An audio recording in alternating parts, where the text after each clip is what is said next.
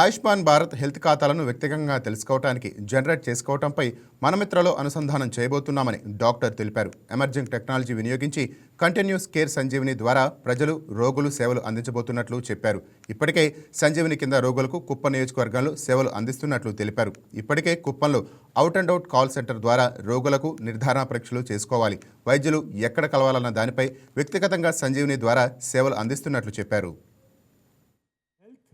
లో ఏదైతే సంజీవిని ప్రాజెక్ట్ చేస్తూ ఉన్నామో దాని భాగంగా సిటిజన్ అట్ ద సెంటర్ పెట్టుకొని ఏ విధంగా ప్రతి సిటిజన్కి వాళ్ళ హెల్త్ రికార్డ్స్ ఇవ్వడం, ప్రతి హెల్త్ స్టాఫ్కి కూడా కంటిన్యూమ్ ఆఫ్ కేర్ పెట్టుకొని మీరు ఒక సబ్ సెంటర్కి వెళ్ళారో, ఆయుష్మాన్ ఆరోగ్య మందిర్కి వెళ్ళారో, అక్కడ ఏ విధంగా హెల్త్ సిస్టమ్స్ని వాడుకున్నారో, అక్కడి నుంచి పిఎస్సికి వెళ్తే రికార్డులు ఎలా ట్రాన్స్ఫర్ అవుతాయి, ప్రైమరీ హెల్త్ సెంటర్ నుంచి ఏరియా హాస్పిటల్కి వెళ్తే, అట్లానే టర్షరీ కేర్ హాస్పిటల్కి వెళ్తే ఏ విధంగా ఈ రికార్డులు ట్రాన్స్ఫర్ అవుతూ ఉంటాయి.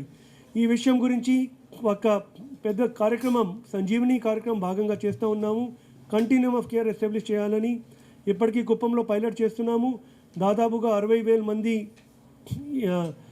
జూలై నుంచి ఈనాటికి ఆ కంటిన్యూమ్ ఆఫ్ కేర్ మోడల్లో వాళ్ళని చూడడం జరిగింది. సో వాళ్ళ రికార్డ్స్ ట్రాన్స్ఫరబుల్ అవ్వడం పిఎస్సి నుంచి ఏరియా హాస్పిటల్కి అటువంటి ఏర్పాట్లు చేశాము. కాల్ సెంటర్ జనరల్గా కాల్ సెంటర్ అంటే మీరు ఫోన్ చేసి తెలుసుకుంటారు కాల్ సెంటర్లో నుంచి ఏమైనా సమస్యలు ఉంటే.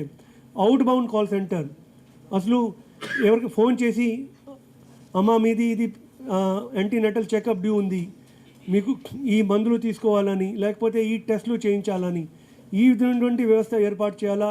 ప్రజలకి కాన్స్టెంట్గా వాళ్ళ ఆరోగ్యాల గురించి సమాచారం ఇస్తూ ఉండాలా. అది కూడా అంటే సామూహిక సమాచారం కాకుండా ఇండివిజువల్గా పర్సనల్గా వాళ్ళకి సమాచారాలు ఇవ్వాలని అట్లాంటి వ్యవస్థ ఏర్పాటు చేయాలనే ఉద్దేశంతో సంజీవిని కార్యక్రమాన్ని పెడతా ఉన్నాం. ఈ వీడియో మీకు నచ్చినట్లయితే లైక్ చేయండి, షేర్ చేయండి, మా ఛానల్కి సబ్స్క్రైబ్ చేయండి.